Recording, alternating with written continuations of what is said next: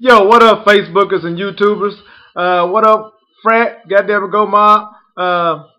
Once again, this is your boy Foolish. I want to thank everybody for tuning in. For those of you who've seen the last week, you already know what this is. For those of you who are new, this is a segment I like to call movies and shit. Yeah, that's where I discuss 3 movies that I've seen and let you all know whether they're worth your time or not. And I'm not going to limit this to movies.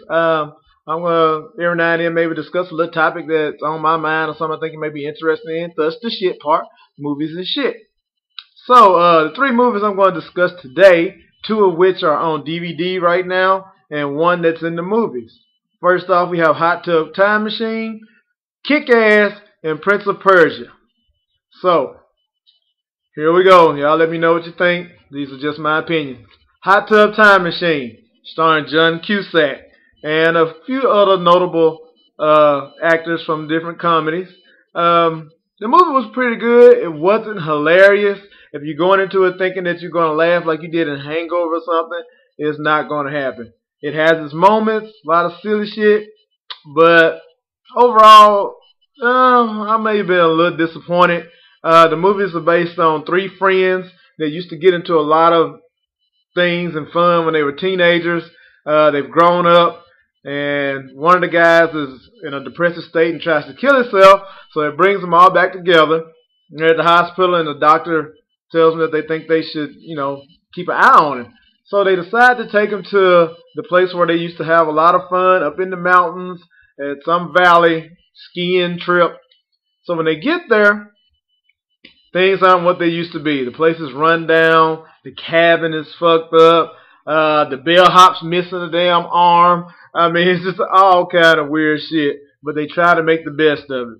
So they load up in the hot tub. 3 men deep. Actually 4, because the guy, John Cusack's nephew, is there. But anyway, they load up in the hot tub, butt naked. Yeah. Anyway, they drinking, having a good time. One of the guys has brought this energy drink that's from Russia that has a nitrous ingredient or something that's accidentally spilled onto the controls of the time machine, which causes it to malfunction and makes it warp. And I guess that's somewhat their flux capacitor that takes them back to the past. And they wake up in 1986.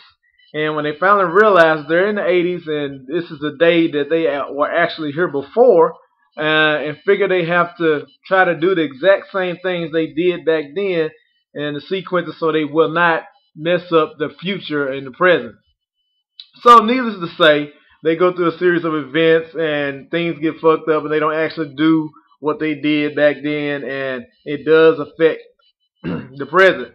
But there are some scenes in there that I found pretty funny and that you'll probably get a kick out of. But like I said, overall, the movie was missing something. Maybe it's John Cusack. He's just not that funny to me. I mean, once again, that's my preference. But I was a little disappointed in the movie. I can't give it 2 thumbs up. It's worth going to go rent. Would I buy it? No. I don't think it's nothing I would want to see every day. So, $1.09, Redbox, check it out. Next up, Kick-Ass. Now, what can I say about this movie? First off, this movie tricked me. Because I went and got it thinking of going to watch a comedy. And I guess it was a comedy of sorts. But the funniest thing about it was is that they tried to make it a serious action movie. I mean, by the time you wrap your mind around the fact that these kids are really killing motherfuckers, and it's crazy. It starts off as a 17-year-old little white boy who's obsessed with comics and wondering why no one has ever tried to be a superhero before. Well, little buddy, probably because there's no real superpowers out there, dumbass. Which he comes to find out real quick after he orders his it's a green and yellow wetsuit that he turns into a costume. And he starts practicing, makes him a couple of weapons, and mans up and decides he's going to go fight crime. Needless to say, his first encounter as a crime fighter, he gets his ass whooped. And I mean really whooped. He tries to protect some guy being robbed or something, and they beat the hell out of him. He gets hit by a bus, ends up in the hospital fighting for his life, and they end up having to put all kind of metal plates in him and destroy some of his nerve endings. So this kind of helps him out down the line as a crime fighter because he can really take a beating now and not feel it. So it's called Kick-Ass, but he really gets his ass kicked a lot.